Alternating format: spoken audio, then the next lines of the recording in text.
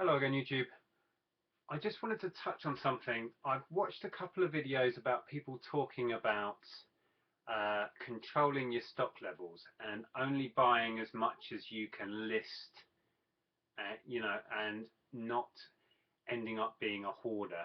And this is something that I kind of battle with on a weekly, monthly basis.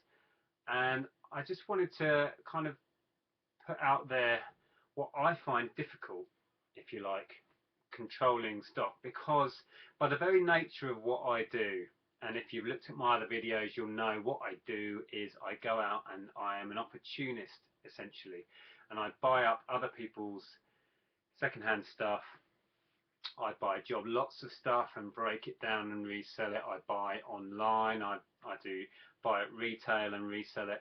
But it's very much an opportunist market. And if I see a deal I know I can make a lot of money on, I go for it. And I go for it on as big a scale as I can, because to my mind, and I've said this before, if it's worth buying one of those, because you can make good money on it, it's worth buying 50 if that's what they've got when you're talking about buying at retail. So I do, and I can't shift that stuff immediately, so I do end up stockpiling. And another thing is, because I'm opportunist and I buy a lot of clothing, my wife runs the clothing side of what we do, and she buys up clothing in volume. She advertises and buys it direct from the public, and we buy any season. We buy out of season stuff. So obviously we stockpile that and then sell that on during the right season to maximize what we'll get back on it. So it's really hard to manage your stock, and we at the moment we rent these offices where I am. This is my little corner office. There's another office next door, and then ahead of me, behind the computer, is a big open plan area with rack after rack after rack of stock and listed stock, and there's packing tables and all that stuff. So we rent this space. We've actually just converted our garage. We had a big garage at home. We just had that converted and knocked through to the house. So pretty soon we're going to have to move all of this stuff back home. I've fully boarded our loft and put strip lights up there, so we've got all of that for overspill at home. But it's going to be tight. But yeah, I find it. What I was going to say was, being an opportunist, and because I buy, as well as the clothing, I buy all of this other stuff, toys, games, all of those different markets, books, collectibles, blah blah blah.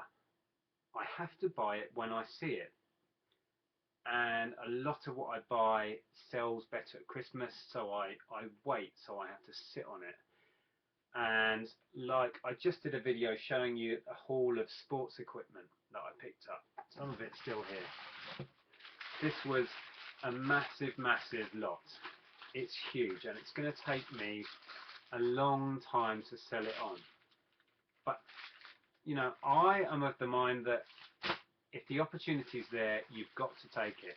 And if that means I'm going to have to hold on to this stuff for as long as it takes me to sort it out and sell it, so be it. I'm not going to leave a deal behind where I can make a few £1,000s just because it means I've got to store the stuff. I've watched a few videos where people are saying don't get into that trap of just buying, buying, buying, because you'll become a hoarder, and that you want to be an efficient operation. And I do get that, and sometimes I would love the office to be clear, and I would love to not have a backlog. But the other thing is, I get my stock, as I keep saying, predominantly from car boot sales here in the UK, and they are it's seasonal, and most of the good car boot sales and the ones where I will fill up the car a couple of times in a weekend and get as more stock than I can sell, that happens in the summer. But through the winter months, you're not going to get that sort of stuff.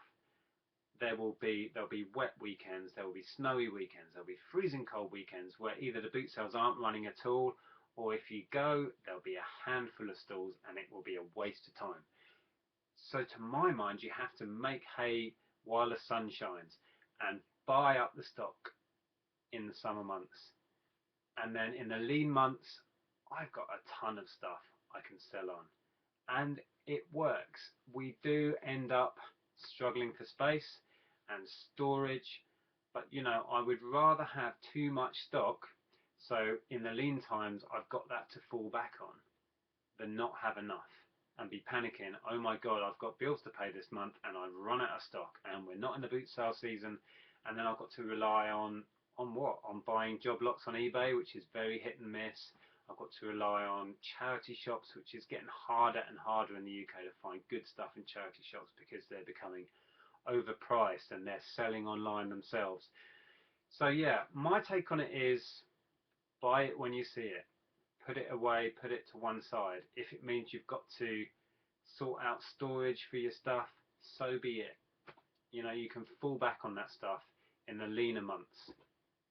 And that's kind of how I try and do my operation. I'm not the most organized of guys. I kind of work in an ad hoc kind of chaotic way, but I find it fun. It's great. I never know what I'm buying and what I'm selling from one day to the next, from one week to the next.